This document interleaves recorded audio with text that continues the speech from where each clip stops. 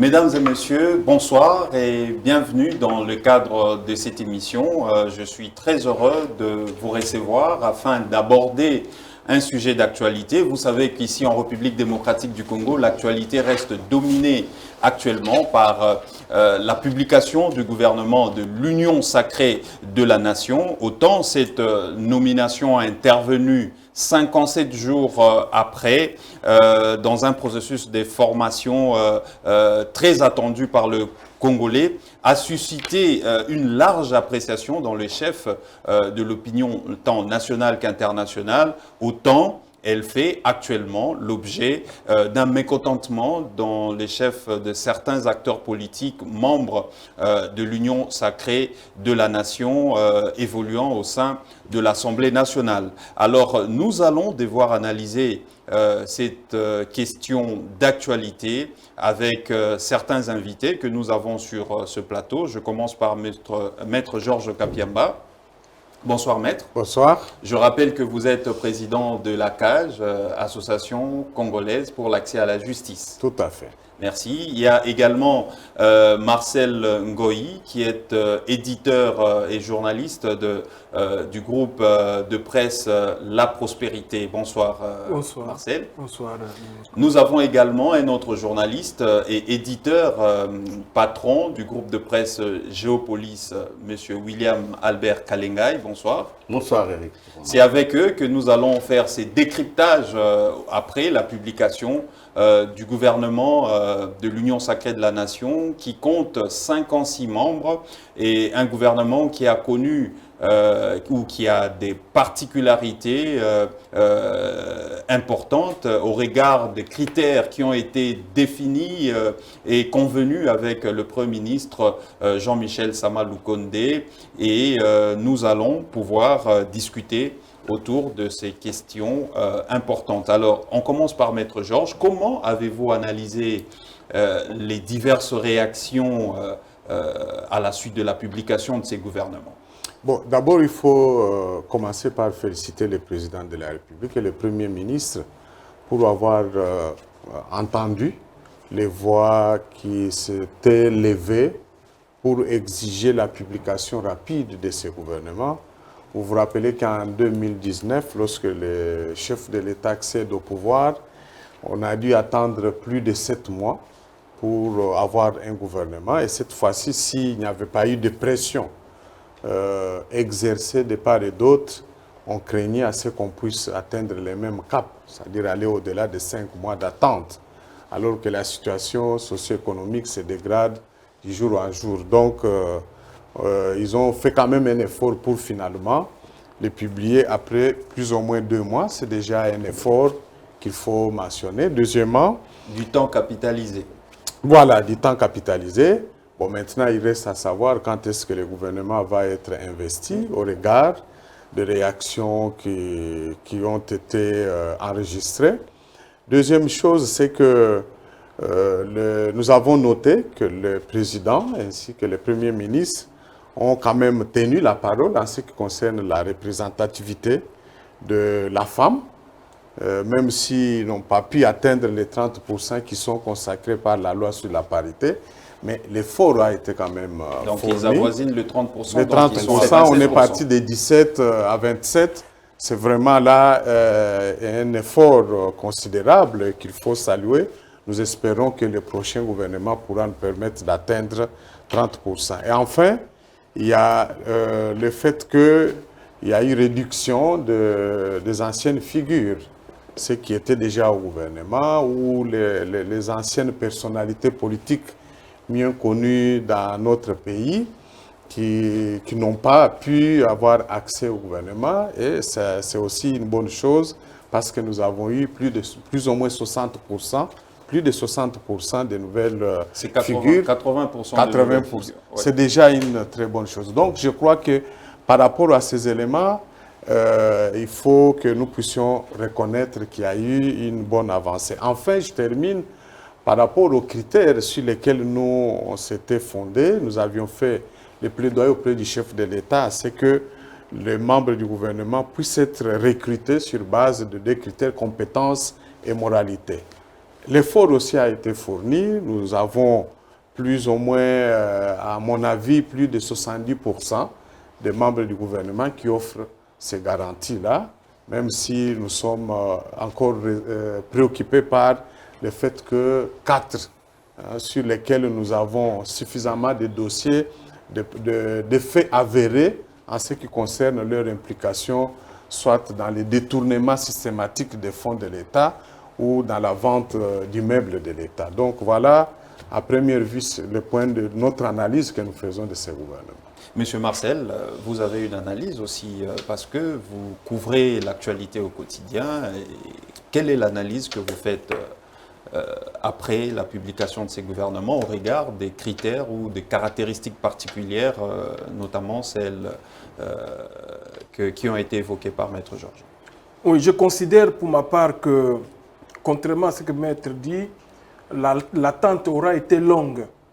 Non pas parce qu'il faut comparer au gouvernement précédent, mais lorsqu'on prend en compte la décision du chef de l'État marquant la rupture de la coalition FCC-CACH. C'est depuis le 23 octobre 2020. Et aujourd'hui, nous sommes à quelques encablures du 23. Si bientôt on compte quelques jours, on va arriver à presque 6 mois depuis que le peuple congolais attend. Et le changement qu'on attend ne doit pas être un changement cosmétique, un changement des figures, un changement des façades. Ça doit être un changement profond. Les aspirations du peuple sont tellement nombreuses que l'arrivée de ce gouvernement, que nous saluons avec satisfaction, permet quand même de commencer par quelque part, de commencer le travail. Mais l'attente, c'est depuis octobre 2020. Et deuxièmement, nous pensons qu'il n'y a pas de place pour tout le monde au gouvernement. Pour servir un pays, il ne faut pas considérer la politique comme un espace de rente viagère, un espace où il faut aller faire carrière, où on doit nourrir la politique du nombrilisme. Nous pensons que la politique devrait être un service et que ceux qui ont rendu service, en commençant par ceux qui ont été élus, qui sont au palais du peuple, les meneurs de la révolution parlementaire, devaient considérer leur contribution comme étant ce qu'il fallait faire pour que l'État avance. Et que maintenant qu'il y a eu changement, il y a eu une mutation de la coalition FCC-CACH vers l'Union sacrée de la nation, cette union sacrée a des ambitions. Et parmi les ambitions, il n'y a pas que la gouvernance au quotidien. Il y a aussi le processus électoral qui pourra marquer plus tard l'alternance aux affaires. Donc les urgences sont tellement multiples que l'avènement de ce gouvernement doit nous pousser, nous, à demander au Premier ministre ainsi qu'au Président de pouvoir cette fois-ci se mettre au travail. Même si nous notons par ailleurs qu'il y a quelques mécontentements qui se décident, qui sont légitimes, mais il faut convaincre ces gens qui s'agitent, ces gens qui ont à dire ou à redire, à rechigner. Il faut leur demander de mettre un bémol dans ce qu'il faut. Avant de parler de mécontentement, je voudrais bien que Willy Kalengai, pour ses premiers tours de table, puisse un peu nous dire est-ce que ces gouvernements consacrent-ils le changement? Est-ce que ça reflète le changement tant attendu par le peuple congolais en termes de composition, en termes de structuration, en termes de profil? Willy Kalengai. Je pense que mon prédécesseur tout à l'heure a dit qu'il faut éviter les changements cosmétiques. Les hommes qui sont nommés, les gouvernements qui sont installés sont des moyens que l'État se donne pour atteindre un objectif de changement. Le changement véritable, celui qui est attendu par nous tous, c'est le changement des conditions de vie des citoyens, c'est le changement de nos rapports à la pauvreté, qui sont des rapports extrêmement étroits. Le changement, c'est aussi, on peut simplement à ce stade évaluer la qualité du moyen que le gouvernement s'est donné. Les moyens qui se sont donnés, ce sont des moyens, moi je pense, colossaux. Dans un pays où la politique a été malheureusement un métier pour beaucoup, rompre avec cette habitude, je crois que il faut du courage. Que l'on puisse aujourd'hui constater, d'ailleurs, je pense qu'il faut parler déjà de déceptions, parce qu'il faut les analyser très rapidement. Parce qu'au regard de ceux qui sont déçus, on peut comprendre la qualité de ce qui a été fait. Parce que ce qui manque, c'est que quand vous regardez, et si vous me permettez, j'ai examiné très rapidement les différentes réactions que nous avons enregistrées depuis quelques jours. La déception est naturelle. Un homme qui a un projet, soit-il moral ou immoral, quand ce projet n'aboutit pas, il peut être déçu. Mais la réaction que l'on a après la déception, celle-là, il dépend de beaucoup de choses. Ça dépend de votre niveau de formation. Ça dépend de votre perception des enjeux. Ça dépend de l'idéal de vie que vous poursuivez. Et aujourd'hui, j'ai remarqué quand même qu'il y a à peu près 4 groupes de réactions par rapport à ce gouvernement. Vous avez un premier groupe, c'est ce que j'appelle moi-même les non emblématiques. Des personnes que l'on citait, les personnes que l'on connaît, des personnes qui se sont battues physiquement, peut-être moralement et financièrement pour que ce gouvernement puisse arriver. Ces hommes-là ne se sont pas retrouvés dans la liste. Pour la plupart de ces personnalités, les réactions ont été... Ils n'ont pas réagi. Ce sont des personnes qui savent que dans la politique, on peut ne pas être nommé. Juste le cas, par exemple, de Diongo, ils n'ont pas fait de réaction. Ils ont compris l'essence politique. Vous avez le deuxième groupe, c'est les réactions des députés révolutionnaires. On en a parlé. Et d'ailleurs, il y a même le groupe des 138 qui s'est levé. C'est donc, ils viennent à peine de commencer à se battre pour un idéal. Alors, la récompense, c'est la reconnaissance du peuple. Ce n'est pas forcément le poste personnel. Mais je me rends compte quand même qu'il y a 23 députés dans ce gouvernement. Ouais. C'est quand même énorme. S'il fallait récompenser, je n'aime pas ce mot-là, s'il fallait quand même donner un clin d'œil aux députés pour le combat qu'ils ont fait en donnant la chance au changement, 23 députés, c'est beaucoup. Et parmi les députés qui sont nommés, beaucoup sont des pétitionnaires. Maintenant, s'il y avait des attentes personnelles, ce n'est pas de cette manière-là qu'il faut le faire. Le troisième groupe, rapidement, ce sont les consultés des dernières minutes. Il y a des personnes qui ont pensé que, parce qu'ils ont été consultés par les premiers ministres, pour donner leur point de vue, pour donner leur cahier de charges, elles pouvaient s'attendre à être nommées, et c'est le cas que moi j'appelle symptomatique des chefs coutumiers. Certains chefs coutumiers se sont levés pensant que les chefs coutumiers devaient être au niveau du gouvernement. Et pourtant, dans la nomenclature de notre administration, les chefs coutumiers animent les entités territoriales centralisées. Il y a les chefferies qui sont là, qui ont besoin d'eux. Et ce n'est pas au sommet de l'État que l'on va protéger la coutume.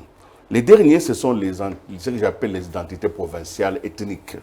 Vous allez voir que la plupart des personnes se sont levées pour dire notre province n'est pas représentée, mais à l'analyse des noms, on se rend compte que c'est encore un peu de la manipulation. Certaines personnes sont de tels problèmes. Je prends un seul cas, le cas du Kasaï central. J'ai lu un mémo très fort où on disait au président, il n'y a personne de chez nous, nous ne sommes pas votre marchepied. Mais j'ai vu 3 noms, par exemple, au Kasaï central. Je vois, par exemple, le vieux à qui j'ai dit, je félicite Moutinga Moutichai, il est comme du Kasaï central. Madame Rose Mutombo de la justice, et le Kasaï central. Membre de la société civile. Et Patrick Mouyaya. Voilà. Ce sont des membres de cette province. La difficulté, je comprends le peuple, je comprends que les gens voulaient des noms qu'eux ils connaissent, vous voyez. Ils voulaient des figures traditionnellement qui prennent les postes quand on nomme. Tant qu'on n'a pas cité celui-là, donc nous sommes absents, même s'il y avait de nouvelles figures. Voilà un peu les 4 niveaux de déception que je considère qui sont des déceptions symptomatiques d'un petit malaise qui peut rapidement être élevé. Déception d'un petit malaise, symptomatique d'un petit malaise. Maître Georges Kapiamba n'est pas de votre avis puisque son tweet de cet avant-midi, de ce matin, a fait parler beaucoup de gens. Lui, il estime que c'est purement du chantage politique, c'est ça? Exact. C'est du chantage politique. Comment vous politique. l'expliquez? Bien sûr, parce que même Willy a semblé le dire quand il ne reconnaît pas dans les postes une sorte de récompense, de rémunération. Ça veut dire qu'on ne peut pas en faire un problème, aller jusque même à menacer, comme nous l'avons entendu pour le cartel de 138, parce que c'est comme ça qu'on les appelle depuis hier, qui menaceraient même de faire une déclaration qui est attendue aujourd'hui pour dire tout simplement qu'ils ne vont pas voter l'investiture du gouvernement Samalou Kondé aussi longtemps qu'ils ne recevraient pas d'autres garanties auprès du président de la République. Alors là, ça devient maintenant du chantage. Ça veut tout simplement démontrer que ces gens sont dans la logique de vouloir prendre en otage l'État. Pour dire, sans nous, l'État ne devra pas fonctionner, ne devra pas être relancé. Alors qu'aujourd'hui, les Congolais et les Congolaises, tous on est fatigués par toutes les démarches politiques auxquelles on a été confrontés, des conciliabules qui font perdre généralement le temps au pays pour dire finalement avec ce qu'on a, on peut partir et puis on verra plus tard avec les élections comment est-ce que les gens pourront-ils se repositionner encore politiquement. Et donc là, je pense que nous devons les mentionner, dire que nous ne pouvons plus continuer à accepter ce genre de chantage parce que c'est cette politique qui a fait que le pays était devenu comme un gâteau que les gens devraient se partager.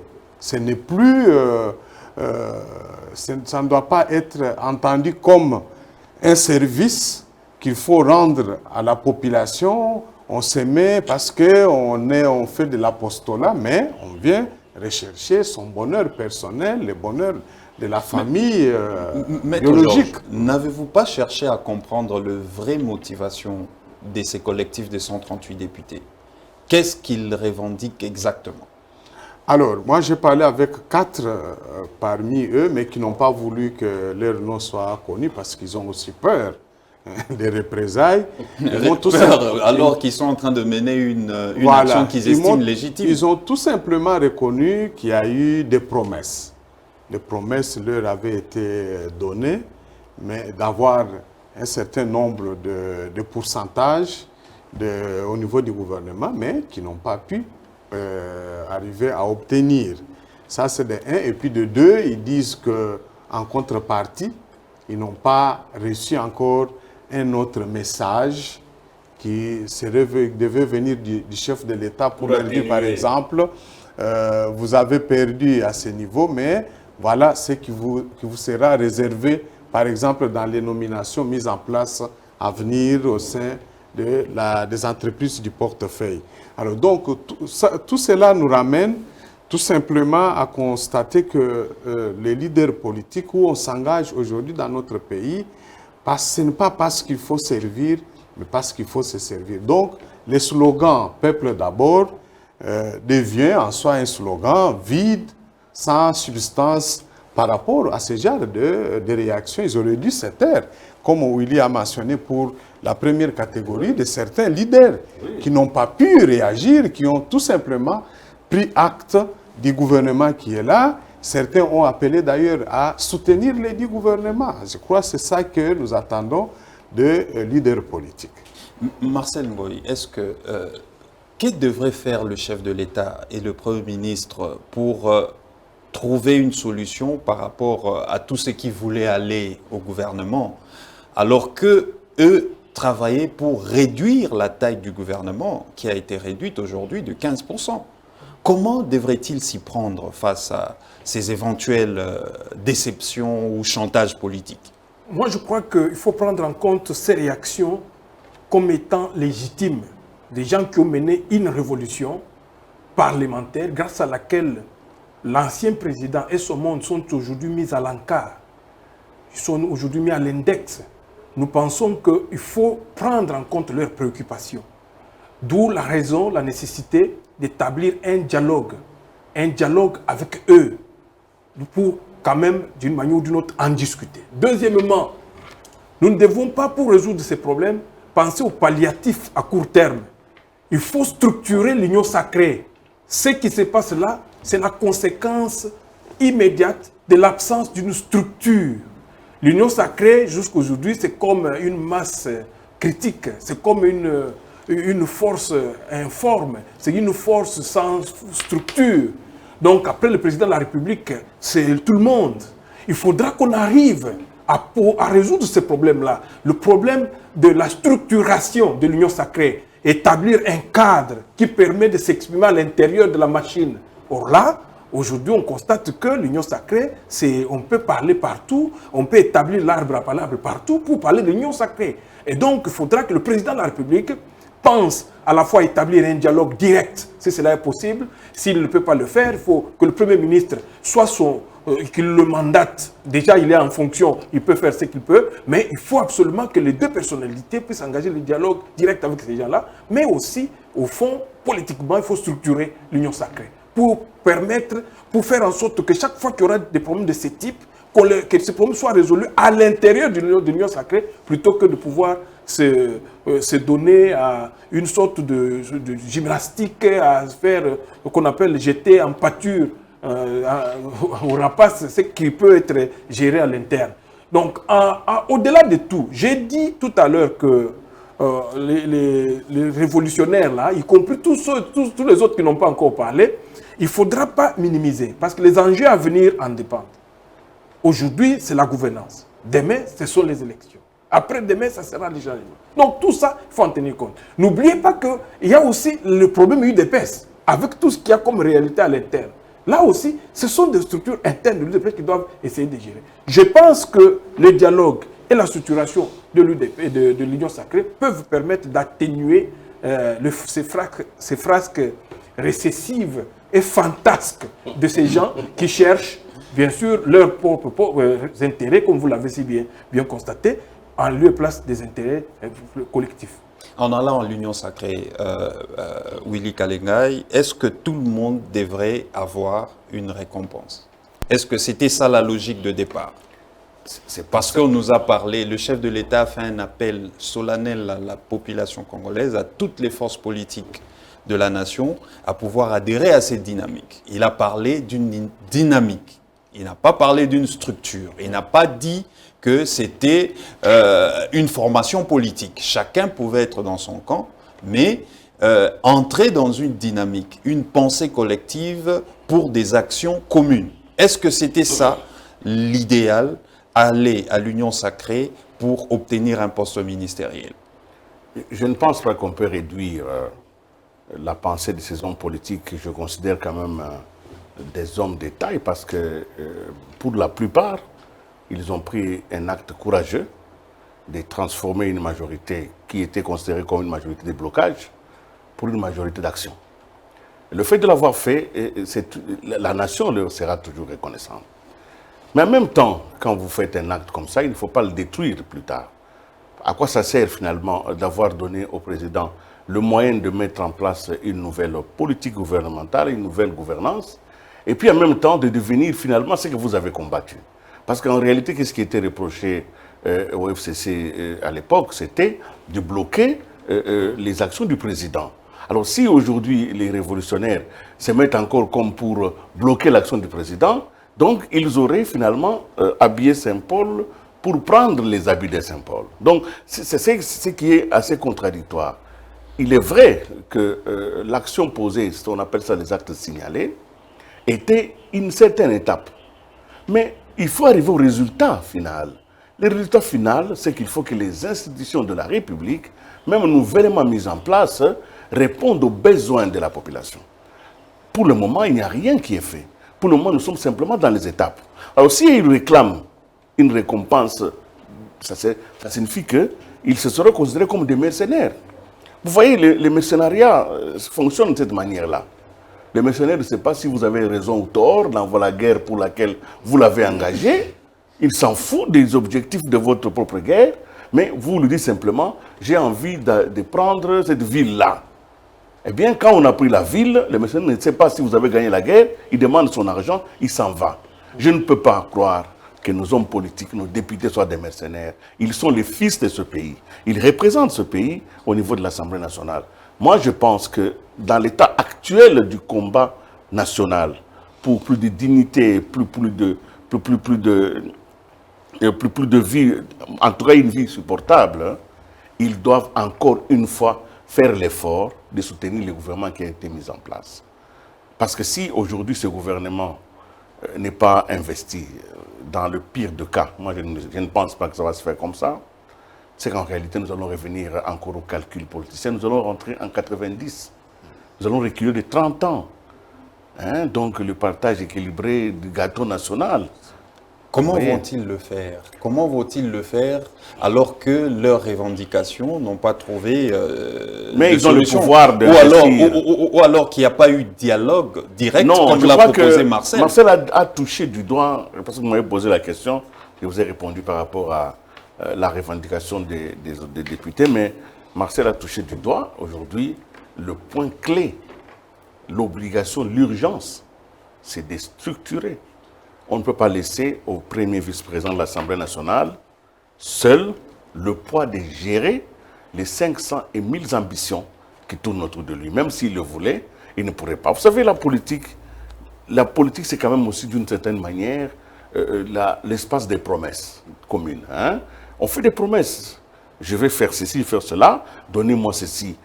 Généralement, les politiciens reçoivent le mandat par crédit. C'est par crédit. Ils remboursent par les actions. Et quand ils ont totalement remboursé, on peut encore donner un autre crédit. Aujourd'hui, l'Union sacrée s'est faite dans un mouchoir. C'était très court. C'était le 6 octobre. On prend la décision de rompre la coalition. Il faut mettre en place une nouvelle dynamique. Le président avait eu le mot qu'il convenait pour pouvoir attirer vers lui l'ensemble des soutiens. Maintenant, il faut structurer. S'il n'y a pas de structure, par exemple, ces genres de questions sont gérées par les bureaux politiques. Donc vous ne pouvez pas parler des ambitions des gens, les exposer au mépris public, parce qu'en réalité, en parlant sur le plan public, ils vont avoir la foudre du peuple. Hein, parce que le peuple, lui, qui n'a rien demandé, mais qui a fait marche, qui est allé au palais du peuple, qui a soutenu le président, qui a soutenu le gouvernement, mais qui n'a encore rien eu, qui n'a ni courant, ni eau, ni travail, ni quoi que ce soit, c'est le peuple-là, lui, qui va dire, mais et moi donc, qui ai soutenu l'Union sacrée, quelle est ma récompense? Il ne faut pas que ce soit, on arrive à ce niveau-là. C'est pourquoi j'ai dit un bureau politique très rapidement de l'Union sacrée pour que les responsables se mettent en place et épargnent le peuple du spectacle alimentaire. Parce que les spectacles, les discussions, moi je veux tel poste et tout ça, ça ennuie le peuple fondamentalement. Le peuple veut des gens qui travaillent. Merci beaucoup. Maître Georges, partagez-vous ces deux suggestions. Oui, Dialogue direct avec les parties prenantes de l'Union sacrée qui ne sont pas d'accord avec cette démarche ou qui revendiquent leur part du gâteau, et structurer l'Union sacrée par la suite. Bien sûr, je crois que nous devons encourager le dialogue. D'ailleurs, dans un état de droit, tout doit être réglé toujours que par le dialogue. Parce que si on abandonne les dialogues, on va pousser les gens, on va les contraindre à recourir à des moyens violents. Ça, nous ne pouvons pas encourager. Donc, c'est déjà une bonne piste de solution. J'espère que le président de la République, qui devra être déjà mis au courant, devra aussi activer déjà son propre dispositif pour ne fût-ce que prendre contact avec les concernés, essayer un peu de les calmer pour que leurs déclarations incendiaires promises depuis hier ne puissent pas être déjà exposées au public, comme Willy l'a dit, parce que ça va davantage ennuyer, décevoir encore le peuple congolais. Mais maintenant, il se pose un problème. Avant de parler de la structuration de l'Union sacrée de la nation, qui doit prendre cette initiative et la matérialiser, l'initiative de dialoguer directement avec les concernés, et dans quel format? Non, mais le chef de l'État, n'oublions pas qu'il est le garant du bon fonctionnement des institutions. Lorsqu'il y a des annonces, des déclarations qui sont de nature à empêcher que l'institution, l'une des institutions importantes qui est le gouvernement, ne puisse pas se mettre en marge pour travailler, parce que lorsque 138 vous disent « nous allons faire une déclaration » et qu'entre-temps, en informel, ils vous disent « en fait, dans notre déclaration, c'est pour tout simplement dire à la nation que nous n'allons pas voter l'investiture la semaine prochaine, parce que c'est prévu éventuellement la semaine prochaine. Ça veut tout simplement déjà nous faire comprendre qu'ils vont faire compromettre l'investiture de ce gouvernement.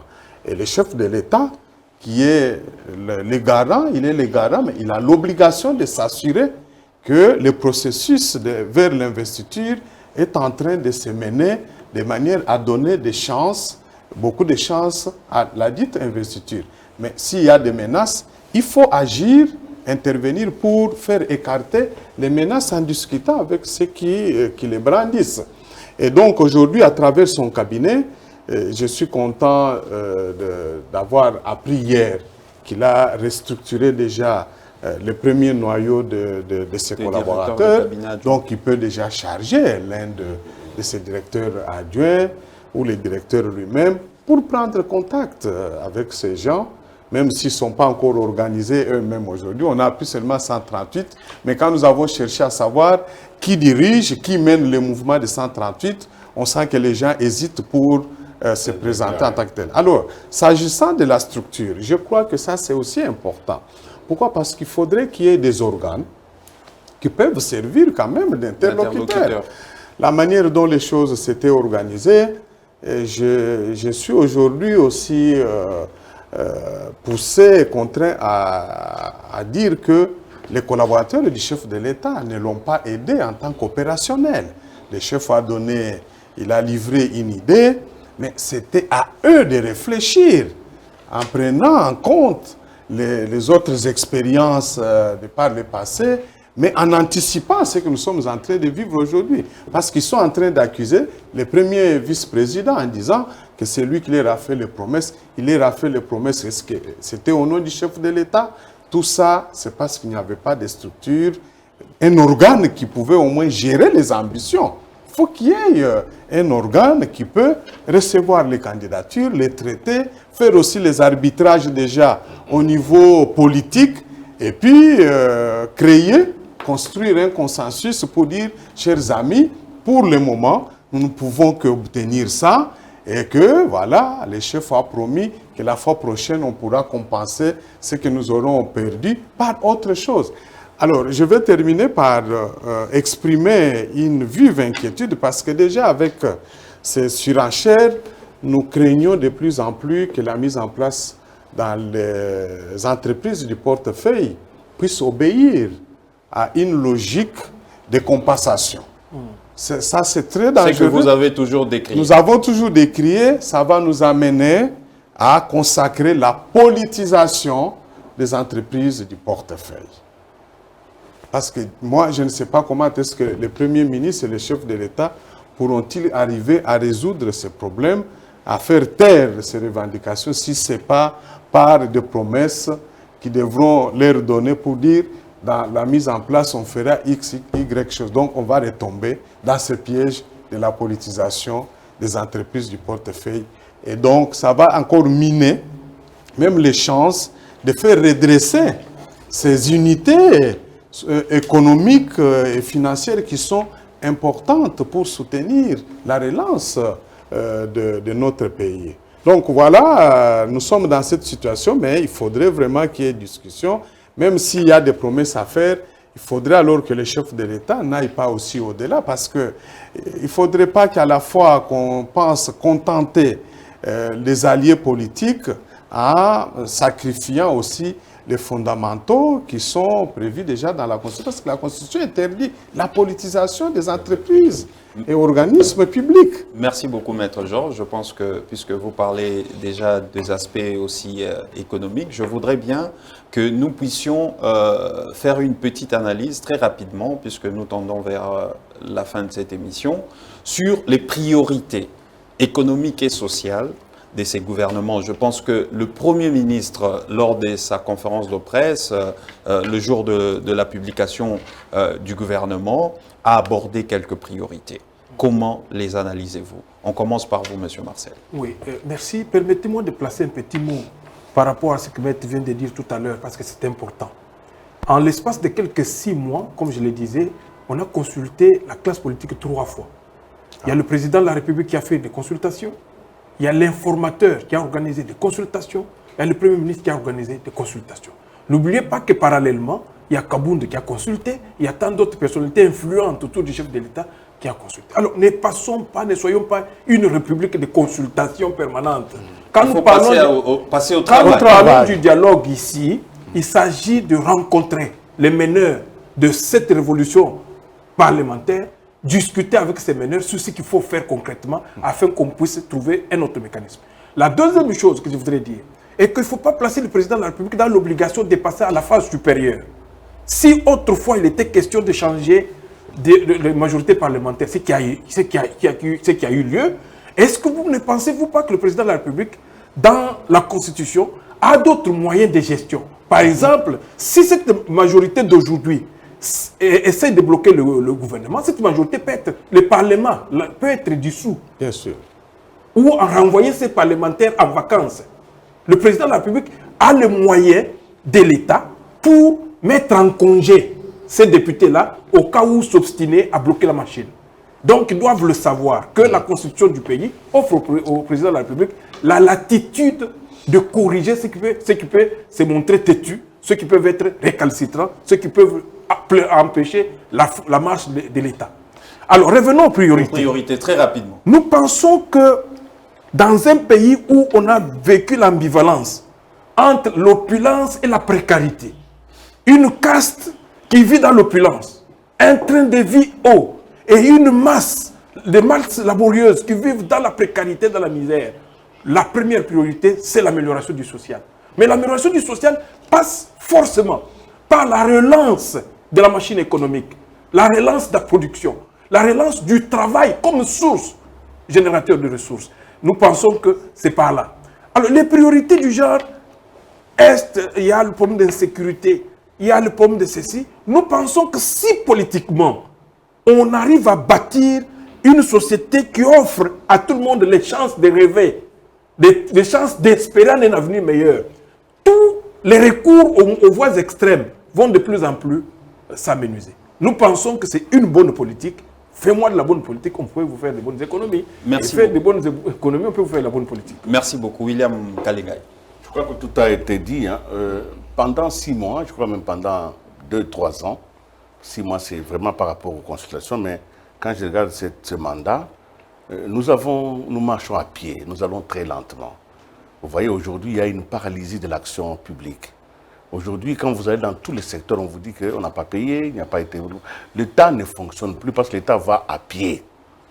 Il est temps que le Premier ministre, comme priorité, qu'il prenne ce qu'on appelle les véhicules de la prospérité nationale. Il faut qu'il mande dans ces véhicules. Et ces véhicules-là, c'est quoi? C'est la relance de la production, Marcel vient de le dire. Il faut qu'on relance rapidement la production. Pour cela, il faut aussi qu'il regarde la fiscalité. Parce qu'aujourd'hui, la plupart des dirigeants sont devenus des sportifs ceinture noire en détournement des ressources publiques. Ils ont développé une capacité de prendre l'argent de l'État au point que même moralement, ils ne savent même pas que c'est l'argent de l'État dans beaucoup d'entreprises. Donc, le Premier ministre a, d'un côté, il faut fermer tout ce qu'il y a comme trou ou l'écoulage des recettes. De l'autre côté, il faut augmenter ces recettes. On augmente ces recettes par la production, mais aussi par les contrôles. Nous avons des vrais problèmes. Il y a eu énormément de droits que les Congolais ont acquises, notamment, par exemple, la gratuité de l'éducation. Nous sommes dans un pays où nous ne savons pas si l'école s'est fait ou ne se fait pas. Ça devient très, très grave. Donc, il y a ce qu'on appelle les symboles d'une vie normale. Une vie normale, c'est que les enfants sont à l'école, les parents sont au travail, les politiques réfléchissent à ce que chacun soit à son poste. Le Premier ministre doit appeler à faire un appel au travail. Que chaque Congolais cesse simplement de revendiquer, que nous passions d'une société de revendication à une société d'action. Ça, c'est une priorité. Nous devons agir, nous devons travailler. Il n'y a pas de ressources, de richesses à distribuer là où on ne les a pas produites. Il faut produire les richesses pour les redistribuer, mais pour les produire, il faut travailler. Et cessons justement d'être un pays où on ne fait que revendiquer, quand bien même on n'a rien fait comme travail. Merci beaucoup, William. On va terminer par Maître Georges. Oui, je crois que tout en reprenant tout ce que les amis ont dit autour de cette table, je voudrais mentionner aussi la nécessité qui doit porter sur la réduction du train de vie des institutions. Ça, c'est obligatoire parce qu'aujourd'hui, je sais que Zoom, vous avez toutes les statistiques, vous les publiez assez souvent. Je me rappelle que vous aviez indiqué une fois dans l'une de vos publications que 70%, si pas 80%, des maigres recettes qui sont générées par rémunération et fonctionnement des institutions. Voilà, servent au paiement. Mais comment pensez-vous que nous puissions relancer un pays avec ce genre de dépenses ostentatoires? Donc, il faudrait absolument que le Premier ministre donne des indications sur ce qui va être fait pour réduire. Les parlements, les chefs de deux institutions au Parlement doivent aussi s'engager. Parce que je peux vous dire, ça c'est ce que peut-être beaucoup ne savent pas. Vous savez que pendant seulement la période de transition ici, que ce soit pour l'informateur, le président de l'Assemblée nationale, ainsi que le Premier ministre, il y a des dépenses énormes qui ont été engagées pour notamment la location des véhicules, location des chambres. Nous avons toutes ces informations. Et ils le savent parce que moi-même, je les ai appelés pour leur dire que ça ne reflétait pas l'engagement pour le peuple d'abord. Donc, si on ne tient pas compte de ça, et d'ailleurs, je vous dis, j'étais étonné d'entendre de l'un d'eux dire, mais maître, vous savez que tous les chefs des institutions ont toujours droit à avoir des chambres dans des hôtels pour recevoir les gens, etc. Comment est-ce que vous pensez réduire ces trains de vie, l'entretien, avec déjà les mêmes méthodes, les mêmes habitudes. Et donc, on doit veiller, et là, c'est le travail que les parlementaires, les députés principalement, les jours où le gouvernement va présenter son programme, ils doivent être vigilants pour savoir qu'est-ce que le Premier ministre annonce comme mesure pour réduire les trains de vie ou les trains d'entretien des institutions politiques. Merci beaucoup. Marcel, vous avez... Je voulais dire tout simplement que c'est important de noter que dans un pays où on apprend qu'il y a 57 millions qu'on a détournés, 12 millions qu'on a détournés, 15 millions, on entend parler de millions. Mais ces millions-là... On ne le voit jamais. On ne les voit jamais. Alors je voudrais insister sur la répartition équitable et équilibrée, non pas des postes, mais du revenu national.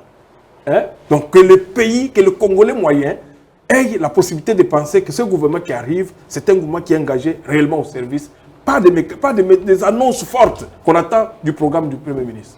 Merci beaucoup. J'en ai peut-être ajouté. Nous allons oui, je termine par là.